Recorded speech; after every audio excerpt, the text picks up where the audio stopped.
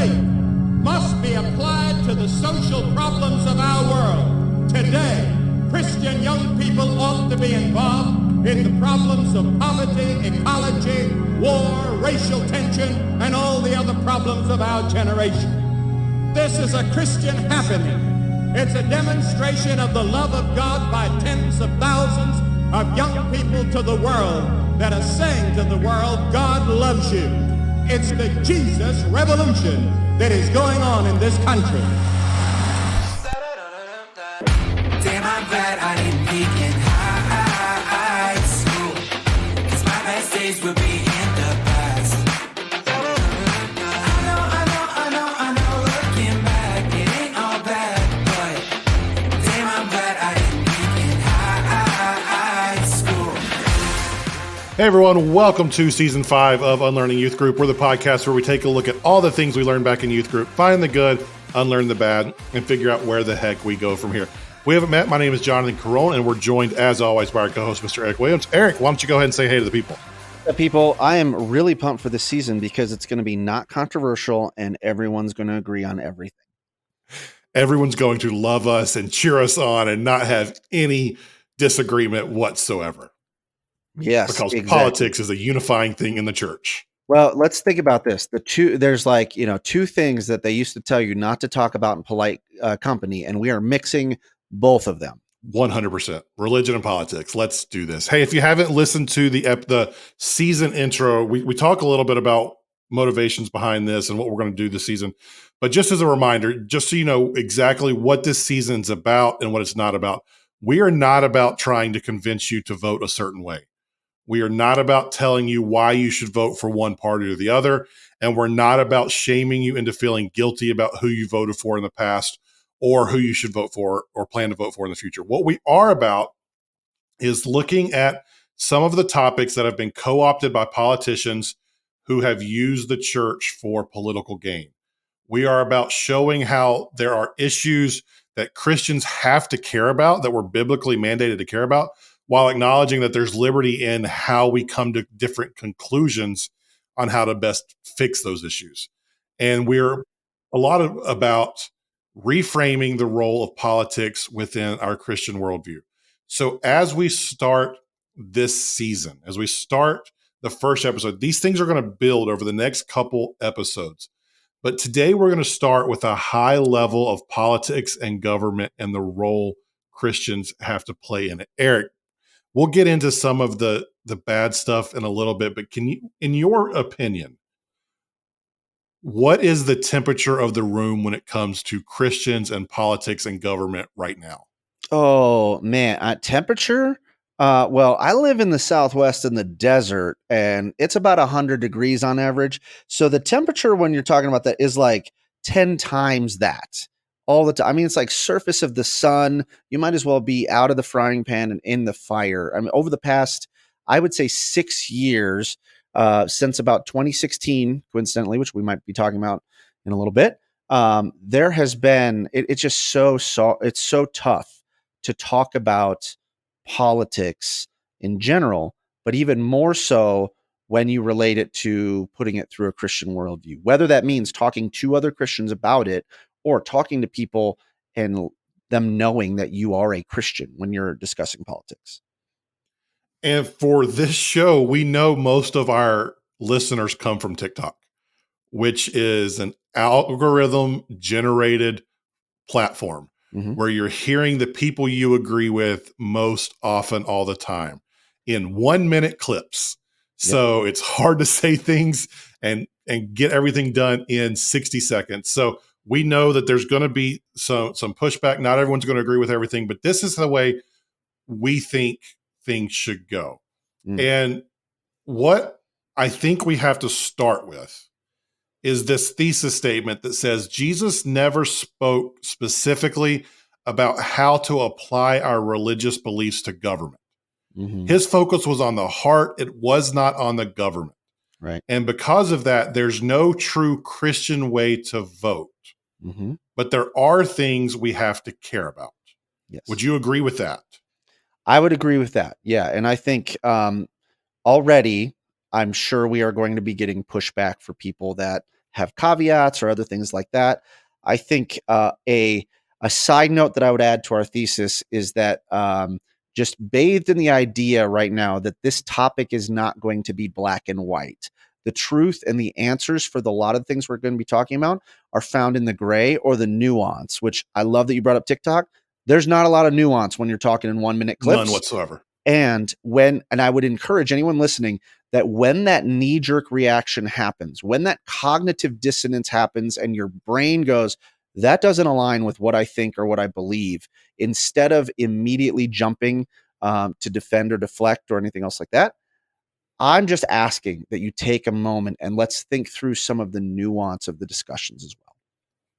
There's an old Bob Goff quote from Love Does. I think I've referenced it on other episodes because it's one of my favorite illustrations. He said that when he was a lawyer and when he was having clients who were deposed, he would tell them to sit with their palms up on their lap. Because when you sit with your palms up, you're ready to receive. When you sit with clenched fists, you're ready to fight back. Right. So this season, I would suggest you, unless you're driving, you sit with palms up, because I don't want you to run off the side of the road. But at least have that mindset to where it's a palms up type of listening instead of fighting back. We're okay with any feedback you have. I would love to hear any of your feedback on TikTok, on social, in an email, whatever. hello@unlearningyouthgroup.com. Tell us what you hate about us. I'm all for it. Yep. But at least before you write the email, listen to the entire conversation. Yep. There we go. So as we look at this, I think as I was planning out this season, thinking about our audience, like most people who listen are somewhere between 25 and 45. And because of that, I think we need to go back about 50 years to the 1970s. Because if we're unlearning youth group, we're unlearning the things that we were taught. Most of us who went through youth group in the late 90s and early 2000s were taught by people who were pretty heavily influenced by a group called the Moral Majority. And you may have heard of them, you may not have. If you don't know who it is, the Moral Majority was started by a man named Jerry Falwell, who happened to start a little Christian college that grew into what is now Liberty University, where I coincidentally have 2 degrees from. Go Flames or Hawks or what is it? Go. We're the Flames. Go Flames. Yay. So the Moral Majority's goal, according to Dr. Falwell, this is according to him, was to activate religious conservatives and gain power in government. They believed that there was a, quote, hold on, moral can you say decay, that last part again? Gain power in government. Okay, I think I'm going to need to bookmark that in my brain. Go ahead. Okay. One of Dr. Falwell's go-to phrases was moral decay.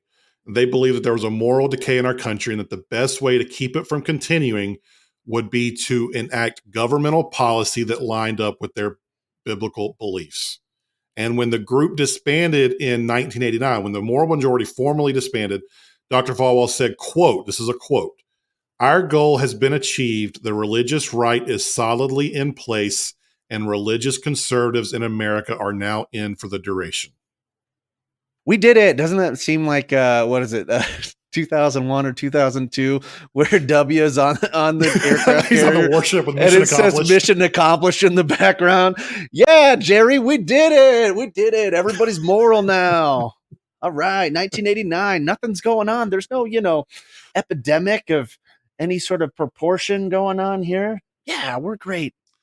Way to go. But as you can see, like he said, religious conservatives in America are now in for the duration. So he basically said, we've got this generation that's ready for the fight, that believes Christianity has to be conservative in order to line up with religious beliefs. And we're going to get to an episode on Christian nationalism that's coming in 2 weeks. But there's some foundational work we've got to put together before we get to that. Yep.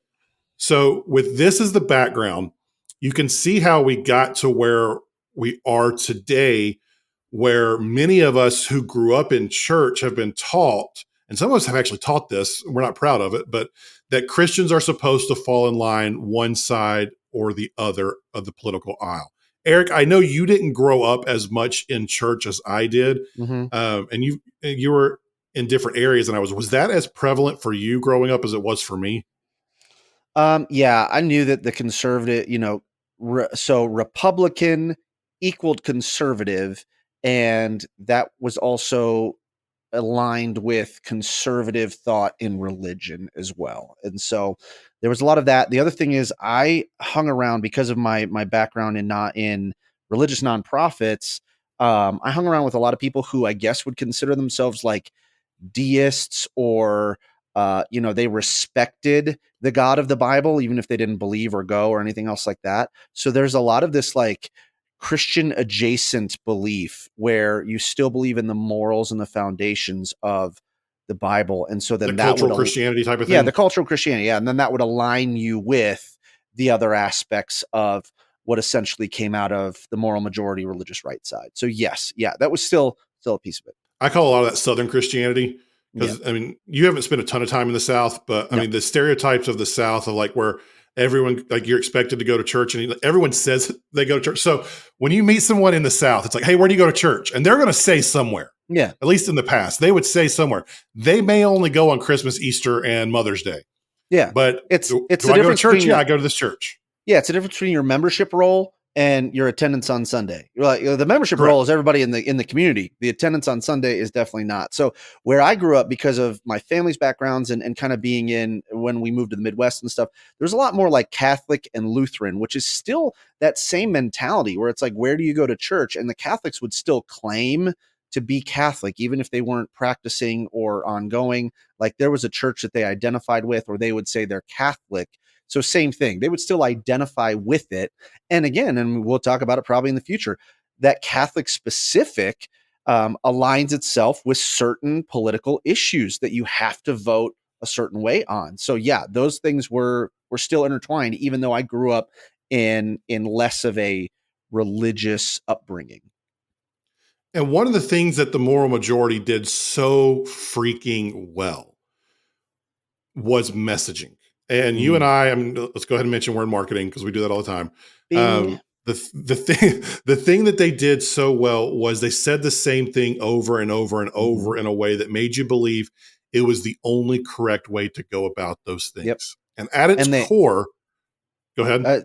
And they identified a villain. It was, there were Yes. villains and there were others. There was an us, there was a them. There was something out there that was keeping us from getting what we wanted. And they could point to that thing in their marketing messaging. Because at their core, what the moral majority was a political propaganda machine. Mm. And I know some of our older folks, some of our more conservative listeners they're balling their fists up at that. Here comes the But email. if you look at the dictionary definition of propaganda, it says information, especially of a biased or misleading nature, used to promote or publicize a particular political cause or point of view. That's what they were. So let's call it what they were. They were a Christian religious propaganda machine for the Republican Party. And now marry that with Dr. Falwell. What was his goal? What was his stated goal again? To activate religious conservatives and gain power in government. So there was a very key tie there between activating governmental political power. So what you're saying is political propaganda machine. It was stated that there was a political aspect, and we just heard the definition of propaganda.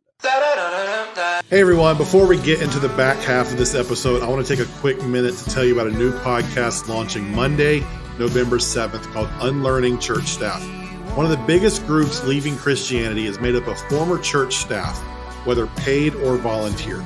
In this new show, I'll be interviewing different people each week and talking to them about how they left church staff without leaving their faith. A preview episode is already out wherever you get podcasts.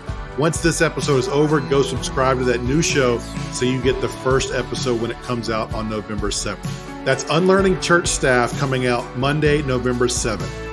That's it for me. Now we'll get back to this week's episode. And so if you're new with us, each episode we try to follow the same format. We introduce the topic like we just did, and then we're going to talk about what was bad about this issue, whatever today's episode is. Where do we go wrong? And then we're going to try to find the good intention behind that. This season might be hard, but we're going to try to find the good intention. And then we're going to talk about where the heck we go from here. So Eric, What was bad about this political power approach to Christianity? Man, Without so going many for 2 things. hours. Yeah, so many things. I mean, the first thing that comes to mind, and I didn't write this in our notes because this is really what it comes down to for me. That's been on my heart about it from Scripture is like, and I think you've mentioned this before, whether it's on TikTok or other places, is that this goes back 2,000 years. The choice between Barabbas and Jesus. There's a choice in front of us that says, do we want to go after the representation of political power? Well, Barabbas was in the insurrection side, but like up upheaving the political system, which is what was represented in Barabbas, or the person that, like you said earlier, Jesus was cared much more about the individual and about the individual side. And so I think that choice has plagued society for 2,000 years. But in our brief history of the American democracy, what do they call it? The great experiment? This is what's happened: is we've now married the majority Christian culture with a particular political belief. And when you mix those two, it's hard to unmix them.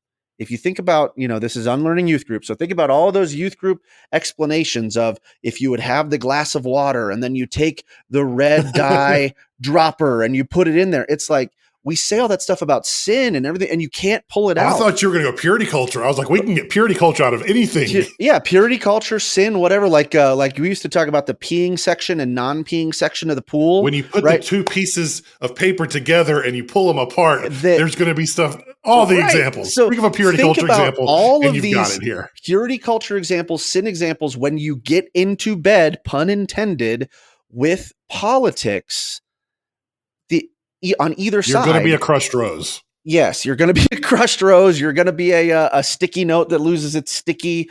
You're going to be all of those different things. And I think that when you talk about the church being the bride of Christ, hey, conservative fundamentalist Christians who are teaching purity culture, let's look in the mirror here a bit on that same thing when it comes to our politics, because getting in bed with the wrong people and the wrong group, and getting in bed with a group of people that have different goals than the goals of Christ, it is going to be messy. And I know there's someone listening right now saying, well, you're ragging on conservatives. Why aren't you ragging on liberals as well? We're going to talk a little bit about that next week. So that is coming. I want you to think this isn't just a show that's going to poop on conservatives for the entire season, because that's not what we're about. But most of us are coming from a conservative background. So the things that we have to unlearn first is that conservative or Christian equals conservative. Right. Always, no matter what. And it is worth noting, now again, because you and I don't come from this background, it's hard for us to speak into the space with authority. But like, we've seen other churches where they will have literal Democratic candidates for office speaking from their pulpit. Now, conservatives do the same thing in other churches, but like, it exists on both sides, and we could talk about it on both sides. Is when you marry yourself with a political candidate, with a political ideology, or with a political party, it's not fully going to fit, and it's going to be messy. And that's the bottom line, no matter which side it's on. And this is going to be touchy, but I'll at least go there. Well, we're already in purity culture talk anyway, so touchy away. Most of our audience is white, and white churches tend to be conservative.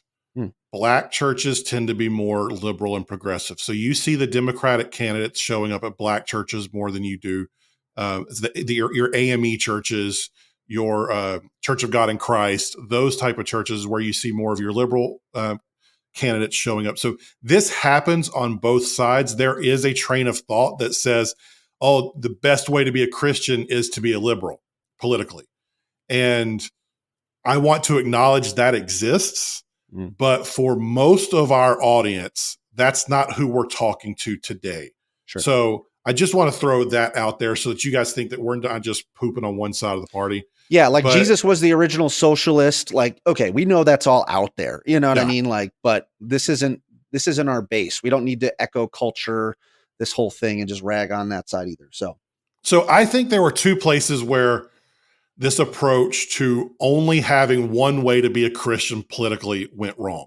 Mm. The moral majority, and by nature the Christian right, they believe that if you were a Christian, there was only one way to believe in terms of government and politics and public policy and all that. And like we stated at the beginning of the show, Jesus never specifically states how to apply our Right. religious beliefs to government. Right. He only tells us the things we're supposed to care about. That goes both sides. There's not one way to be a Christian in politics. The moral majority, where I think they went wrong mostly, they sought political power more than trying to help people.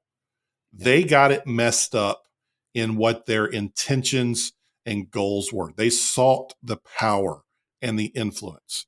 So this episode, like when I was thinking through this, I found this quote from Billy Graham that started this episode. It was from a youth gathering in 1972 that was nicknamed the Christian Woodstock. And the quote, if you don't remember it from 15 minutes ago, said, "True faith must be applied to the social problems of our world today. Christian young people ought to be involved in the problems of poverty, ecology, war, racial tension, and all of the other problems of our generation." So that was in 1972. It was less than a decade after that quote where the moral majority shifted the focus from applying the gospel to social issues and the problems of our world, and instead focused on gaining political power in order to force people into what they believe the solution was to the problems. And I think that's a subtle difference. Well, of course, if we want to do this, then we should probably get our candidates in place. But I think intentions are really, really important, because 50 years later, those things that start off as kind of close, because they have different trajectories, they end up really far apart. And once you gain the power, you try to keep the power and you stop caring as much about the actual people behind the issues. Yeah, I mean, think about, like, just go back in church history and think about what the Pharisees were all about. Like, it was about gaining power and about doing certain things and certain shows that, yeah, they might have had basis in the religious law, in the ceremonial cleansing, in the ceremonial acts, but that ballooned into a dogma that created this need for show and this need for power and positioning. And so I think that's where, you know, if we apply it to today, it's, yes, I'm sure someone is listening. Many people are probably listening and going, well, Jonathan, you said that, there isn't one right way, but I sure as heck know that one gets it more right than the other. So I'm going to affiliate myself fully with the one side. And it's like, but you're still missing it, because then that opens the gate to all of these other things. It's like a gateway sin or a gateway drug that we would preach against or have preached against to our youths and things like that. It's like, these are things that we would say in one hand, but we're ignoring it when it comes to the political party. And I think that I agree with you. Like, when power becomes the dynamic and not helping people or introducing people to Jesus, we are getting it wrong. And even if you think one party gets it right more than the other, that's your personal opinion. Mm-hmm. And that's the way you think the strategy should be. Again, this is more next week's show. So we talked before, this is like bleeding these shows together is not going into too much is going to be hard, but that's your opinion on how that should work. But you have no right to judge or demonize someone who might have a different opinion on how to apply their faith to government. So that's where the big thing is. The moral majority demonized anyone who wasn't staunchly conservative in their approach to government. Yeah, and I think the thing we need to realize, and this is what I heard from a theologian,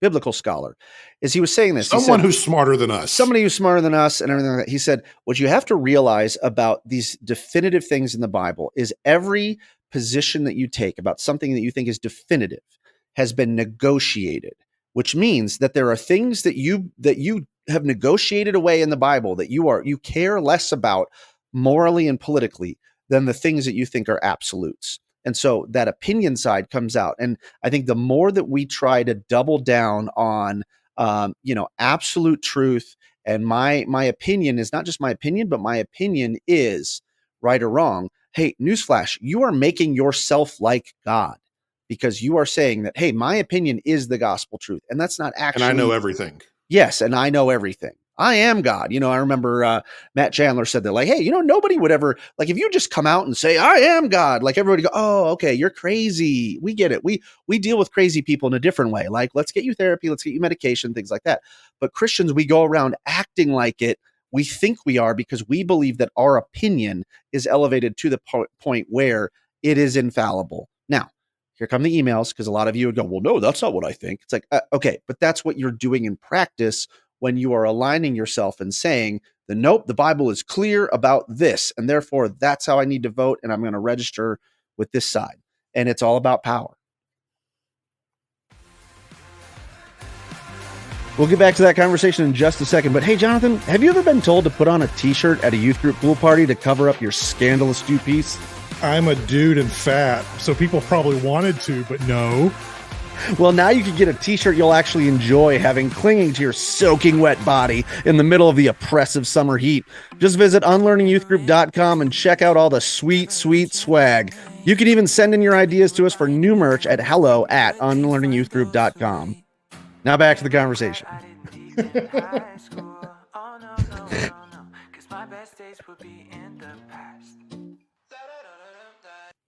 So, hardest part of today's episode. What was the good intention underlying this? Let's try to find it. Do you have any, because you didn't write any notes in here. You have your own thoughts. Do you have any opinions on a good intention underlying this? Yeah, I would say it's very similar to most of the things that we've gone through so far in our handful of seasons that we've created. When we think about the whole reason we started this was as an unlearning youth group. What were the things that we learned in youth group that we needed to unlearn? Which means it comes from our parents, it comes from our leaders, other things like that. And it's like, yes, we can pretty much say there was a good intention behind these things that ended up going bad in practice. And so what is the good intention behind the moral majority and the religious right? It's like, on some fundamental level, I think all Christians can agree that there is a negative consequence to sin. Let's back that up. There is a way that leads to a life of thriving and prosperity, and there is a way that choices and decisions and things that you do lead to your own self-destruction and the destruction of people around you. So whether you call that sin or not, for the people that are listening that may have deconstruction or whatever, I think we can all agree to that. I would call that sin. Yeah. So, but the practice is when you, I would too, but I'm just trying to make sure that, okay, great. If you don't like that word, fine, whatever. But then when you step in and say, okay, well, how do we help people avoid that? Right. That's where I think we get beyond what the good intention is. The good intention is, I think there are well-meaning people, whether it was Falwell or not, or the people that agreed with him, is like, yes, it would be great if there was some way that we could help stop the bad things that we see going on in our society. That's great. I agree with you. The method that you go by, we're probably going to disagree, but we're sticking to the good approach. Yeah. So having gone to Liberty, and Dr. Falwell was still alive my first year and a half there. So I got to have more of an up close view of him, see things that weren't necessarily portrayed in the media, all of that. And I can honestly say that I think he truly believed the only hope for our country was if it was focused on Jesus and the gospel. That's who he was. I disagree with his approach, like we've talked about. I think the way he went about it, and he apologized and repented publicly from a lot of his positions in the last decade or so of his life. So I think we have to be honest with that and at least acknowledge that people can make mistakes. This whole podcast is about people did the best with the knowledge they had at the time, and then we're learning later in life that it may not have been the best approach. And there were places that Dr. Falwell repented of before his death that he said, I shouldn't have done that. I was wrong in that.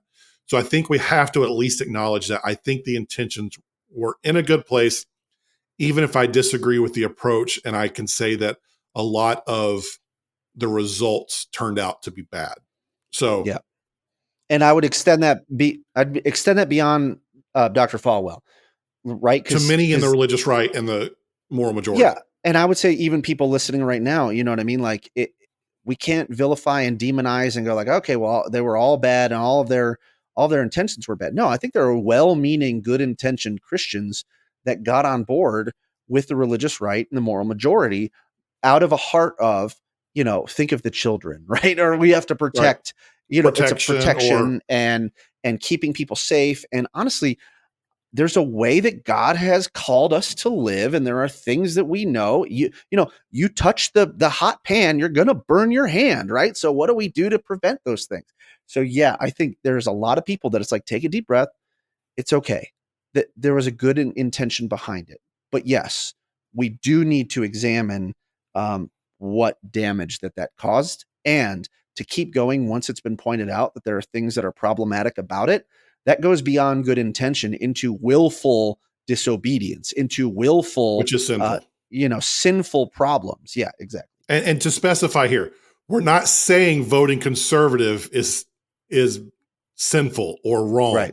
Right. We're saying demonizing people who disagree, or saying there's only one way to be a Christian.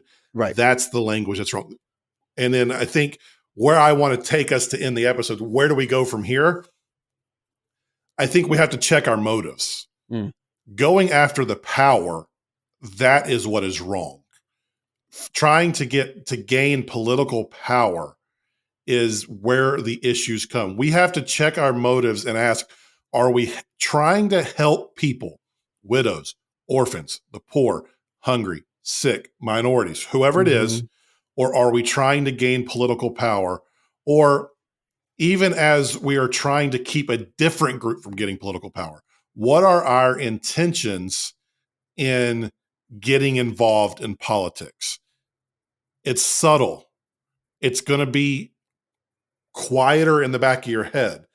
But are we trying to help people, or are we trying to keep our preferred group of people in power? I hope we can be smart enough to see what the difference is there, but that's the question we have to be asking ourselves. Yeah, and I'm going to rephrase that a little bit for people that might bristle against power, because I think there are a lot of people, myself included, because this is what I do, is I said, no, I don't want power. Okay, well, let me reframe it.